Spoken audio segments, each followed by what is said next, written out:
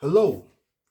I saw in the news last week that one Aliyu Audu was a senior special assistant on public affairs to Bwala TINUBU resigned his appointment.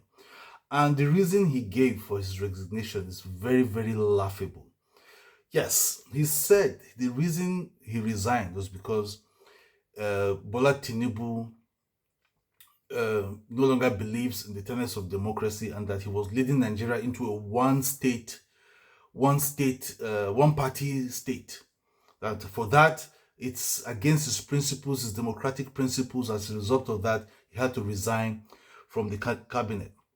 You see, this is very, very laughable. And all of this, for me, I think is just get towards 2027 because this man did not resign because he thinks the economy is bad. He did not resign because he thinks Bola Tinubu is incapable of managing security. He's not. He didn't resign because he thinks corruption is on the rise and Bola Tinubu lacks the capacity to fight corruption.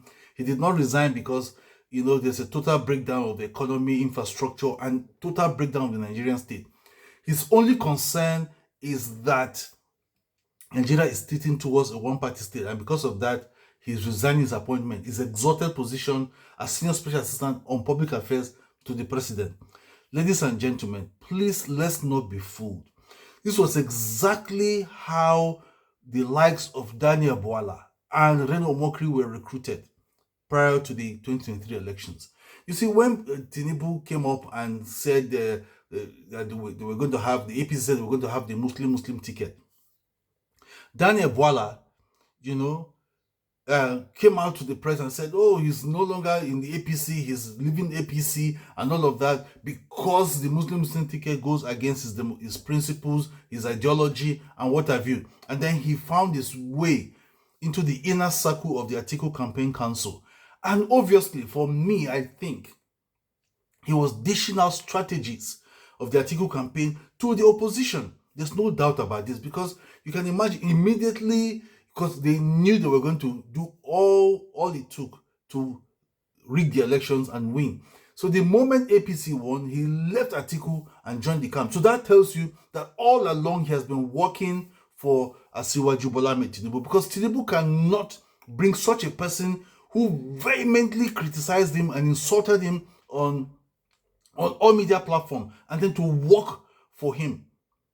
It tells you that simply this man was recruited to do the own dirty job. So this Aliyu Audu is a modus operandi. This Aliyu Audu has also been recruited, and in the coming days, trust me, because he has said, I watch on China's television, he said he was going to work against TINUBU 2027.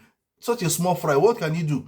So what he wants to do, they will find his way into the opposition. Very soon you see he will align with one of the, Atiku or Peter Obi or any of the big names. He will align with them because if you somebody who was an insider in the APC, who was in the presidential campaign council, who was there with Tinubu, is now coming to work for us. Please, people, politicians, Peter Obi, the obedient movement, Atiku, people should not fall for these gimmicks. Aliyu Audu has been recruited, to do the same job that Daniel Bwala did against Atiku in the 2023 election. So, saying that he was going to work against Tinubu, all of that for me, it's just trash because he has just been recruited to do the job that Daniel Bwala did while working with Atiku. And the same way Reno Omokri was, recruited, is now being compensated with an ambassadorial position. Is the same thing Aliyu Audu is about to do. Because this Aliyu Audu, throughout Buhari's tenure, he campaigned and supported Buhari at every given opportunity. At the beginning of Tinubu's, he backed the subsidy removal. He said Tinubu was doing fantastic, but all of a sudden, because he thinks they are tilting towards a one-party state, he has resigned his position. He's going to ensure Tinubu does not get re-elected. I think Nigerians need to see through some of these strategies of the APC. These are some of the ways they do, because you already have foot soldiers who have already infiltrated these political parties, and they'll just dish out strategies and important information to the APC campaign council. I think that's just what they are doing. So, don't fall for those gimmicks, and please don't forget to subscribe. Follow me on TikTok, Instagram, and Facebook. God bless Nigeria.